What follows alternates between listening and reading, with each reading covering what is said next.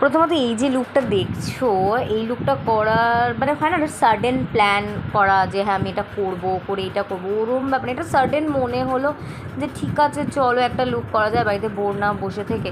তো এই লুকটা করার জন্য মানে যা যা জানো, এখনকার দিনে কাউকে এটা বলতে হয় না যে এই প্রোডাক্ট নিলাম ওই প্রোডাক্ট নিলাম। তো যেটা যার কমফর্ট মনে হয় বা যেটা যার সুইটেবল মনে হয় সেই জিনিসটা মানুষই ইউজ করি আমরা আজকাল।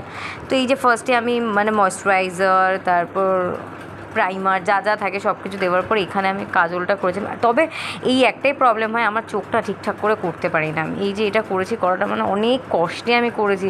এটা করতে করতে মানে আবার শুয়ে পড়ছি, আবার উঠে করছি, মানে এতটা লেজি। আর এটা ছিল আমার ফাইনাল লুক। মানে আর এই শাড়িটা এতটাই পুরনো হয়ে গেছে। এটা এটা এটা না আমার সবথেকে ফেভারিট শাড়ি, এটা বলতে পারো।